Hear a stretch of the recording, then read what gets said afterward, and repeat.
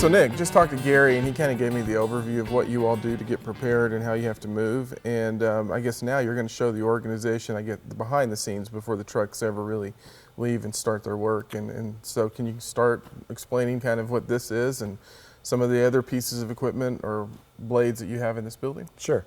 So what's behind us here is a liquid truck, and this one is set up for a specific type of application. This one is what we use for our mag chloride. The reason we have a truck set up just specifically for that is that mag chloride treats a little bit differently than brine, and we use both of those as treatment. The mag chloride can treat to lower temperatures. It is more costly, so that's why we use it sparingly. But there's definitely benefits to using mag chloride over brine in certain situations. Okay, so when you say mag chloride, is that magnesium and chloride mixed? Yes, it is. It's magnesium chloride. Yes. So do you have to go through special training to handle or to operate or mix the? Yeah, the mag chloride comes pre-mixed from our distributor. It's just we do go through a training on filling the truck and the techniques of doing that and doing it safely. Okay. And then also applying it on the road surface itself. Okay, great. What else do you have to show us here? So here this is our maintenance bay. Fleet does a great job with maintaining our equipment, but there's always the little things that we have to take care of here at Public Works. Changing wiper blades, changing our blades, the plow blades themselves. We may have to do several trucks during a snow deployment. We may have to change those blades. Gary touched a little bit about the type of blades that we use on our plow trucks. He referenced the steel blades and the rubber blades. But we're always looking for new technology. We're looking at what other municipalities are using, CDOT's using, looking at the new technology that's coming out. And some of the things that have come out in the last year or so are articulating steel blades. And the benefit to that is it forms to the road. So if you picture a road, it's not perfectly flat. There's a crown to it, or there's ruts where the cars have been driving. In that steel blade, if it's a solid steel blade, it's going to ride on the high portions of that road, and it's not going to clear the road as effective as the new blade that they're coming out with, which will actually form to the contours of the road. So you have much better cutting and capability with that blade. So will you just have the bottoms of the blade slip as it? Basically, yeah. So what it is it's a sections of steel carbide blade inside of a rubber casing. Oh, okay. So that with that rubber around it, it allows it to move and articulate a little bit to the surface. Cool. And then we use those on our loops. So Gary referenced the loop areas and arterials, and that's what we're going to use that type of blade on. So have you started using them, or we have? So what we did is we tested one out this year. This is the first year we've used it. So we want before we committed solely to that type of blade, we want to make sure that it's what we want it to do. It does what we want it to do. So we used it this season so far, and it's been working really well. And we can see that it's cutting much better, and it's doing a much better job of clearing the roads. So awesome. Now, we had one truck with that blade. Now we're going to outfit the rest of the loop trucks with that blade. Now, are you going to outfit them now, or are you going to wait until we are now. Oh, wow. We feel confident in that blade. We see the benefits. It has more longevity to the life of it. So we're going to go ahead and set up the rest of the loop trucks this season. Oh, wow. That's great. So Harold, here's where we make our brine for our liquid trucks and our pre-treatment of the roads before a storm. And basically what we have here is we fill this first tank up with the salt, and then this is what we call our mixing tank. Okay. And then once it mixes it distributes to the other two tanks. And what we're looking for is really the optimal concentration of the brine, and that's at 23.3, and we test that. And once we have that solution to the right percentage, then we know it's ready to go. And then we can just pull out of the first two tanks and put it into our trucks. So when you say mixing tank, is there something that's in there that's?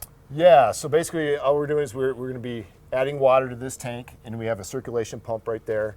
And so that what it does is it just starts mixing that until that gets to the right level, and then it will distribute it to the other tanks.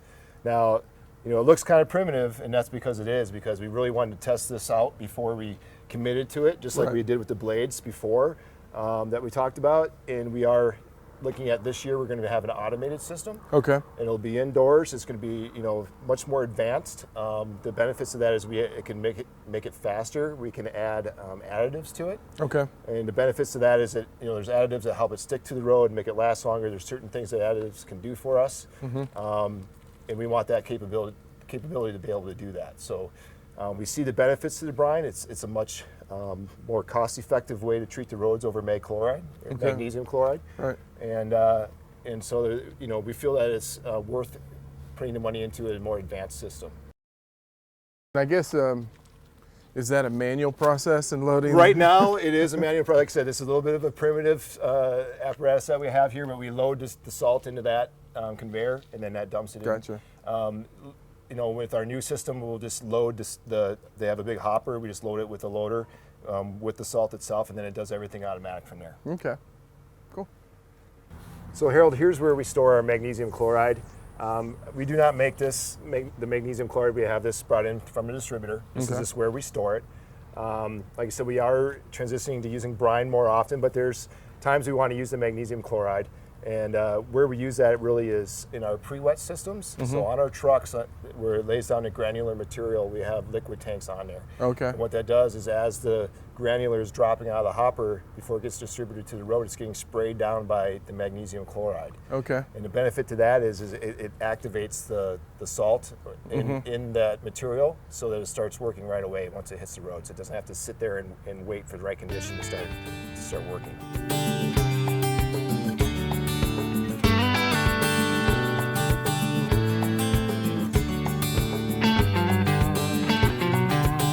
Here's where we store our granule material. We call this slicer. This is something that we have brought in from a distributor. This is the granular material that we use to treat the roads. We call it, most people reference it as sanding the roads, but we're really not. We're really laying the slicer material down. It's really comprised of mostly salt. Okay. It has some minerals in with it. The benefit to this over a straight salt is it works at a little bit lower temperature. And then, instead of sand, we use this material because it doesn't leave any kind of material after the storm event. Right. It melts away and it's gone. There's no street cleanup after the storm like you would have with sand. Okay. Great.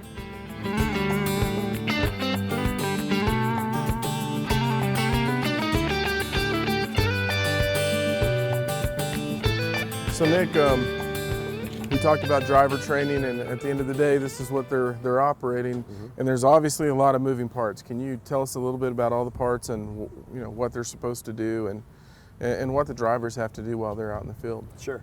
So this is one of our loop trucks. We talked about our areas that we plow, and we also talked about the loop trucks. Those are the arterials that we plow. This truck is designated to one of the arterials. This would be our lead truck, and the reason it's our lead truck is because it has a wing on it. So this is different. We only have 3 trucks that have a wing. The benefits to the wing is that it allows us to obviously plow more of the surface with using less resources. Right. So we can run 2 trucks versus what we used to run 3. Okay. So that's the benefit to that. But yeah, you're right. There's a lot of moving parts to this, and as you can imagine, as a driver, you're having to look at both your plows. You're looking out your window to make sure that your wing plow isn't up in it against something that it shouldn't be. You're looking for traffic. You're looking for all kinds of conditions as you're driving. So you can imagine there's a lot to it, and that's where the trainings that we do during the summertime really there's a lot of benefit to that. And you said this is a lead truck, and that's why it has a plow. So, when I've been out and I've watched, is this the one in the front and it's pushing from the middle in? Yes. And then you have the other one that's pushing to the curb? Yeah, so basically what this truck would do is it would run on the inside of the lane and push all that material over to our outside lane, and then that follow truck would take the material from that outside lane and push it to the shoulder. Okay. So can we see what's going on in the back? Sure. I know you talked about slicer a while ago, so. Yeah. So up here is our hopper. It's a V hopper. That's where we're going to have the slicers stored. As you can see right here, I talked about the pre-wet system. This is our liquid storage. So once the slicer there's a conveyor in here. The slicer is going to drop down the conveyor. The conveyor is going to come out to the hopper here. As it's dropping down this chute, it's getting injected with the magnesium chloride. Okay. And then it's what they call a little spinner down here. It's just a wheel with fins on it, and we can control the speed of that, which controls the application. How far we broadcast that material. So as that's spinning around, it's shooting that slicer onto the ground.